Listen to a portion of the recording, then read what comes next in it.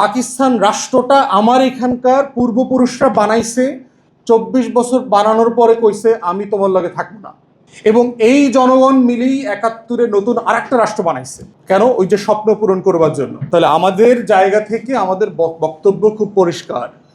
ওয়েস্টফিলিয়ান মডেলের যে স্টেট, আমরা বেলায়েত ভাইরা এইটা নিয়ে লম্বা তর্ক করেছি আমাদের ছাত্র জীবনে লন্ডনে, যে সেই 17th সেঞ্চুরিতে মডার্ন নেশন স্টেটের যে কাঠামো আসছে, যেই কাঠামোর উপকরণ হিসাবে সবচেয়ে গুরুত্বপূর্ণ রাষ্ট্র গঠনের কাঠামো হচ্ছে জনগণ।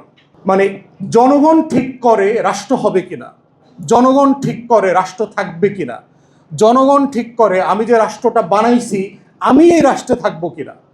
চিন্তা করে দেখেন যে পাকিস্তান নামক রাষ্ট্রটা বানাইছে কারা? পূর্ব বাংলার মুসলমান এবং নিম্ন বর্ণের হিন্দুরা মিলে। পাকিস্তান আজকে যে রাষ্ট্র, এই রাষ্ট্র কিন্তু আজকের পাকিস্তানিরা বানায় নাই। লাহোর রেজলিউশন কোথায় হয়েছে?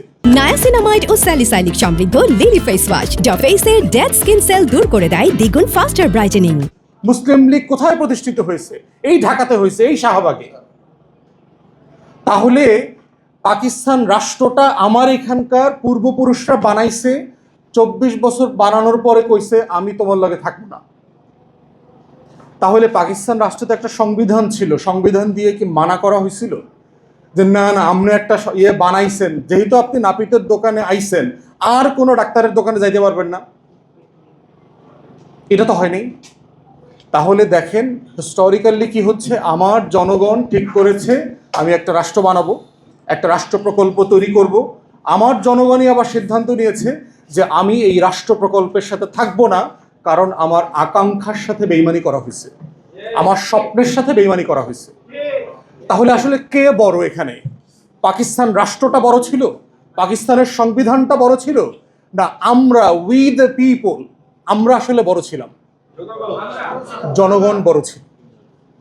এবং এই জনগণ মিলেই 71-এ নতুন আরেকটা রাষ্ট্র বানাইছে। কেন? ওই যে স্বপ্ন পূরণ করবার জন্য। আপনারা যদি স্বাধীনতার ঘোষণাপত্র পড়েন সেখানে দেখবেন পরিষ্কার করে বলে দেওয়া আছে যে কি কি কারণে আমরা নতুন রাষ্ট্র বানাচ্ছি। ওয়ারাস যেহেতু যেহেতু এই এই এই এই ওয়াদাগুলা খেলাফ হয়েছে, পাকিস্তান রাষ্ট্র আমাদের সাথে ওয়াদা পূরণ করে নাই, নির্বাচিত সরকারের কাছে ক্ষমতা দেয় নাই, গণতন্ত্র ধ্বংস করছে, সংবিধান দেয় নাই, সব কিছু মিলায় সেহেতু আমরা নতুন করে আরেকটা রাষ্ট্র প্রস্তাব করছি। সেই রাষ্ট্রের নাম হচ্ছে বাংলাদেশ। এরপরে আবার রাষ্ট্র বানাইলেন, সেই রাষ্ট্রের বিরুদ্ধে কি লড়াই করতে হয়নি? প্রতিদিন লড়াই করতে হয়নি? 71-এর যুদ্ধ ফেরত তরুণ মুক্তিযোদ্ধারা যারা ছাত্রলীগের ছিলেন এক সময়, তারা নতুন করে রাজনৈতিক দল করতে হয়নি? 72-এ ছাত্রদল ভেঙে 2 ভাগ হয়ে যায় নাই? এই জাসদের নেতারা কারা? তরুণ মুক্তিযোদ্ধারা সবাই। এই মুক্তিযোদ্ধাদেরকে হাজারে হাজারে আবার রক্ষী বাহিনী দিয়ে শেখ মুজিব হত্যা করে নাই? করছে তো। তাহলে এই যে রাষ্ট্র প্রকল্পের আকাঙ্ক্ষা, এটা একটা চলমান আকাঙ্ক্ষা। 24-এ আসলে কি হয়েছে?